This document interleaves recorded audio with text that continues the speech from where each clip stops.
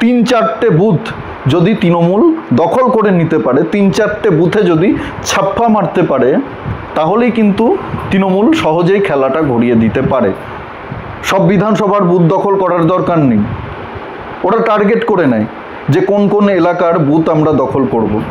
একটা বিধানসভা এলাকায় এই 5-6টা বুথ আমরা দখল করব, এইখানে কাউকে ভোট দিতে দেব না, এইখানকার ভোটারদেরকে বুথে আসতে দেব না, ছাপ্পা মারবো, ইভিএম সিল করব, পাঠিয়ে দেব। 2021-এর বিধানসভা নির্বাচনের ভোটের হিসাব যদি আপনারা দেখেন, তাহলে দেখবেন বেশিরভাগ বিধানসভা কেন্দ্রেই বিজেপি প্রার্থীরা কোথাও 1600 ভোটে হেরেছে, কোথাও 1200 ভোটে হেরেছে, কোথাও 2000 ভোটে হেরেছে।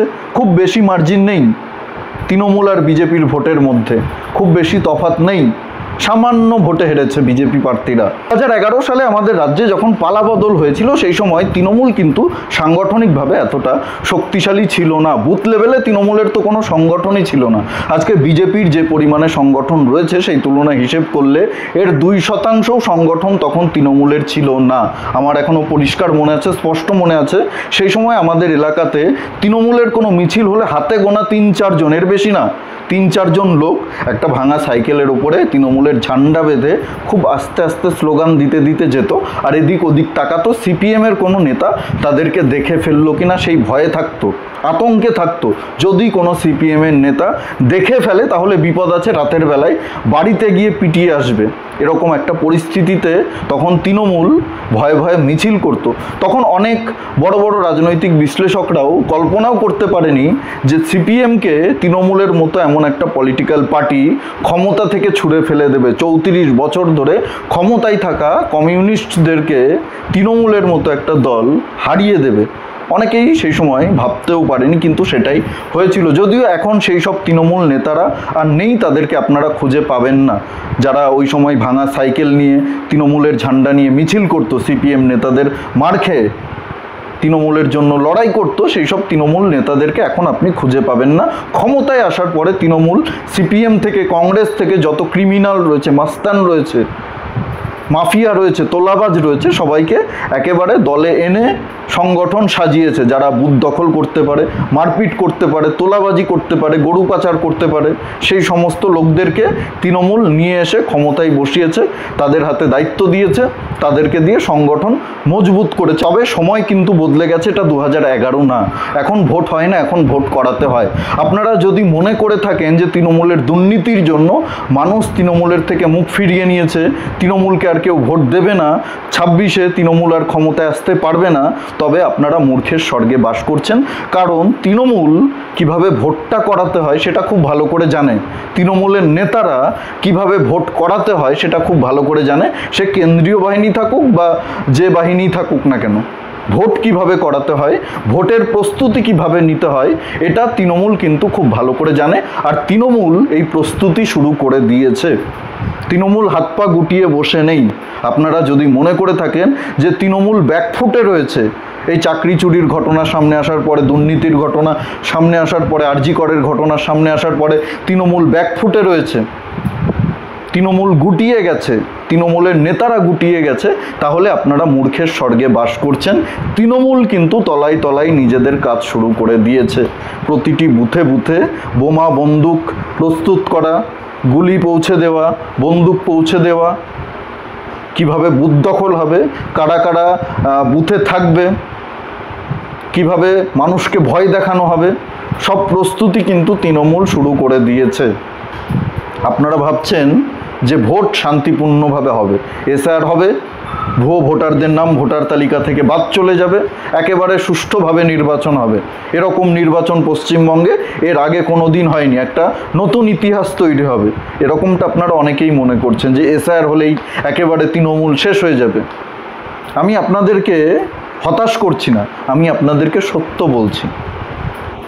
সত্যটা আপনাদের জানা দরকার, সত্যটা যাতে আপনারা জেনে লড়াই করতে পারেন, লড়াইটা যাতে আরও ভালোভাবে করতে পারেন, সেই জন্যই আমি আপনাদেরকে এই সত্য কথাগুলো বলছি।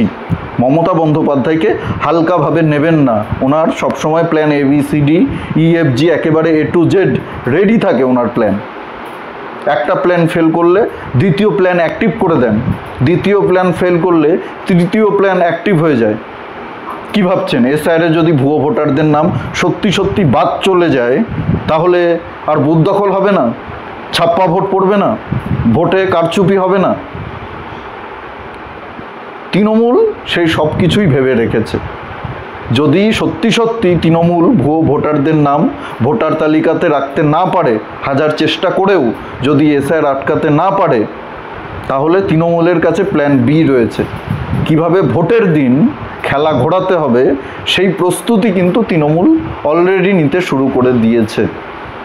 তাই আপনারা যদি হাত পা গুটিয়ে বসে থাকেন, আমি বিজেপির উদ্দেশ্যে বলছি, সাধারণ মানুষের তো কিছু করার নেই। সাধারণ মানুষের দায়িত্ব হচ্ছে বুথে গিয়ে ভোট দেওয়া, কিন্তু ভোটটা যাতে সুষ্ঠুভাবে হয়, মানুষ যাতে বুথ পর্যন্ত পৌঁছাতে পারে, সেই দায়িত্বটা নির্বাচন কমিশনের নিতে হবে, সেই দায়িত্বটা বিরোধী দলের নিতে হবে, বিরোধী দলের নেতাদেরকে নিতে হবে, কেন্দ্রীয় যারা নিরাপত্তারক্ষী থাকবে তাদেরকে নিতে হবে, এরিয়া ডমিনেট ঠিকভাবে করতে হবে, ভোটারদেরকে আশ্বস্ত করতে হবে, তাদেরকে দায়িত্ব নিয়ে বুথে নিয়ে যেতে হবে, বুথে যাতে ছাপ্পা না হয় সেই বিষয়টাকে খেয়াল রাখতে হবে। এই দায়িত্বগুলো তো নির্বাচন কমিশনের, এই দায়িত্বগুলো তো বিরোধী দলের। সাধারণ মানুষ তো এই কাজগুলো করবে না।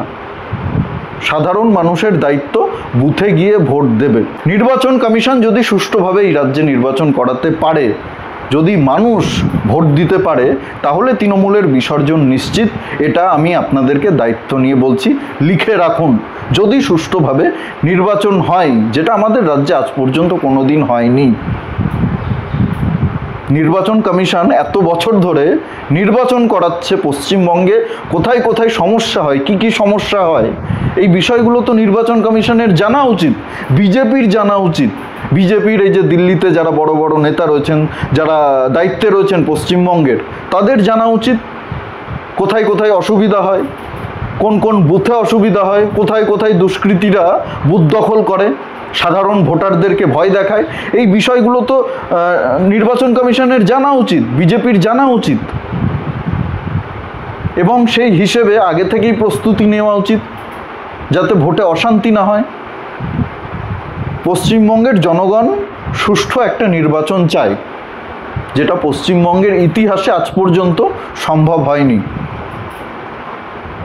যদি এটা সম্ভব হয় তাহলেই এই সরকারের পতন হবে, তৃণমূলের পতন হবে, তৃণমূলের বিসর্জন হবে।